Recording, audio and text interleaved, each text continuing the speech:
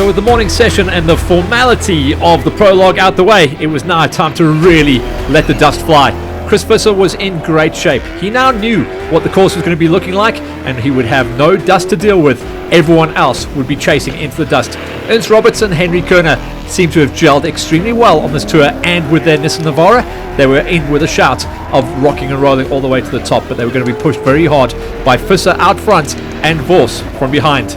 Vos has really started to find his groove and his pace. Jacques Van Tonder looking to find some results, but a loose bonnet early on would be a massive distraction. Dylan Fenter and Donovan Lubber, they're looking to taste the very top step. They've had a second and a third. They're looking for the big number one.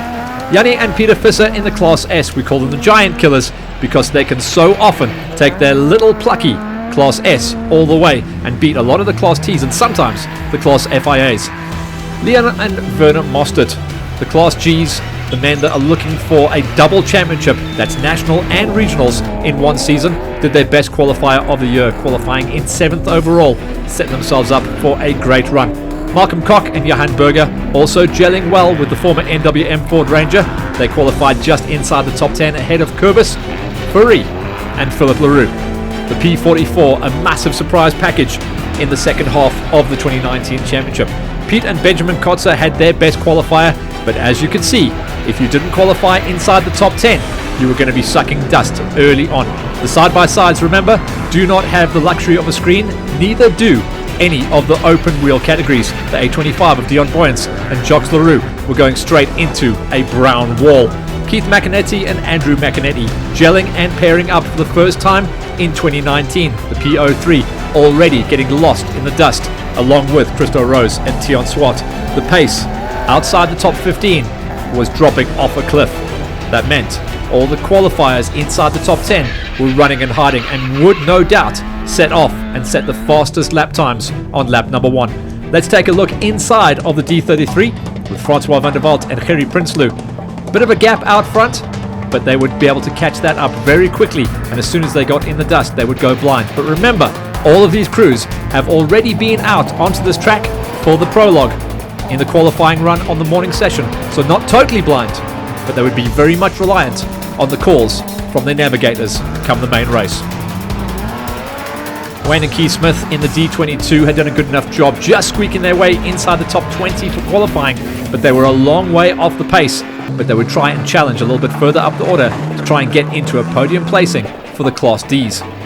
Rudolf Dutoy and Ben Sutherland in the E11, also down on number 21 on the start line queue, round about the halfway marker of the knuckle. Dirk Putter and Henny Hutting in the E4 were going to be chased down by Bumblebee, Glenn Tarrant and Craig Galvin in those Calyx. Bright yellow colours, the G110 would have a busy day trying to make those early passes in the technical first couple of kilometres. Van Aert and Fenter, not Fenter and Van Aert. It's going to be fun to see what JJ could do on the notes. He was going to be busy all day long. Aki and Jandre Kruger, the E7, trying to nail down a win in the E-Class, would be pushed very hard out on the terrain by the unstoppable and ever consistent as well, Gildenace and Friendship. For Frikkie Steen and Conrad Mens in the E8, it was going to be a hard charge, and as we saw with the previous event, the Class E's gave us some of the closest racing on the event at Bloemfontein. For Carleen Croshaw and Marina van Schalkbeek, the B101, qualifying low, 29th, but they would once again just apply their formula, which is safe, consistent, and bring it to the finish. For Suma Smith and Gabby Petersen, looks like their starter motor issues had been resolved between the prologue, and they were once again going to go out and have a busy day of it, charging from the back of the pack. The good news for them was 29 crews already had cut up the terrain. Join us after the break to see what drama unfolded at the Stella 250.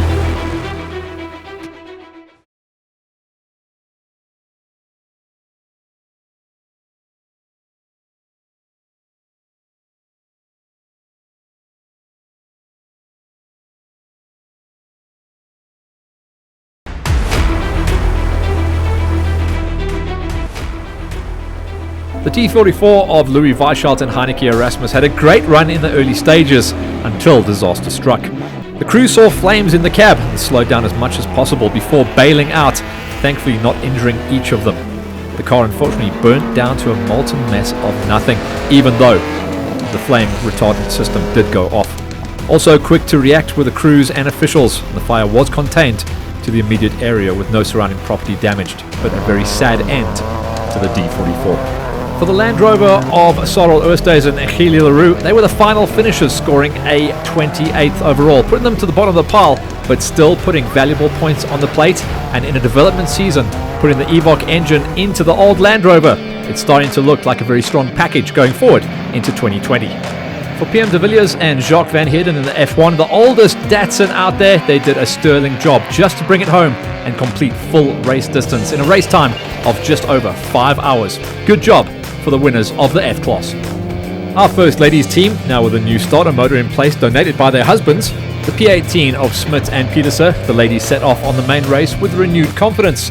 On the first loop, they picked up a little bit of barbed wire, which didn't help the case, as they tangled the front and rear wheels and lost a huge amount of time trying to get themselves back into the game. The second loop ran much smoother, and they finished the Class P podium off with a nice third place. B101, the second of our all-ladies lineup of Colleen Croshaw and Marina van Schalkwyk, did a nice job as well, finishing off in style, clinching the Class B win in the process. A fitting end for our ladies doing so well, of course, in National Women's Month.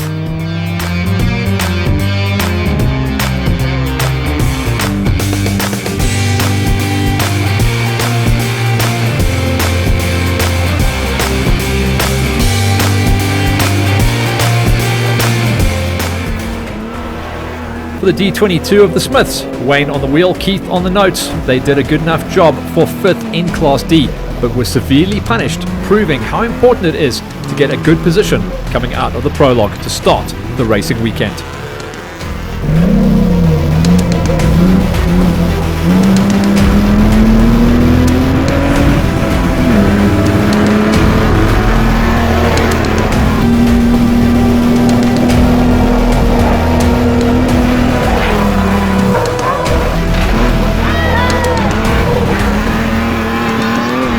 Same story with the G11, 5th in Class G, and of course they had to do a lot of repairs. That was Marcus Labuskakny and Neil Putter just somehow managing to get a wheel onto the back of their Can-Am Maverick to keep them in the championship chase.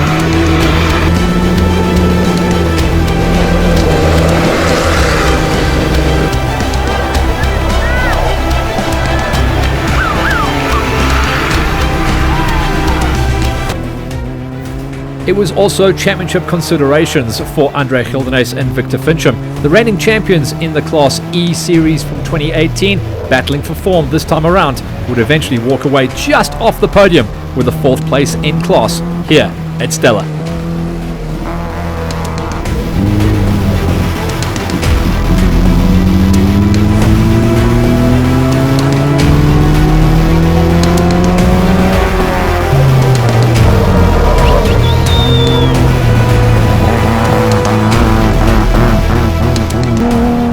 After the crew had told them they heard something funny, and Hein Kruger and Paul Moret had said, nah, she'll be good.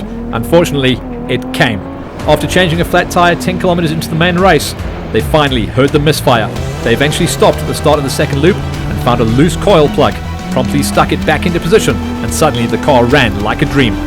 They had to stop twice more to fix the same plug, and the car ran faultlessly after that until the end for a well-deserved 4th place in Class D, but the crew this time had the last laugh.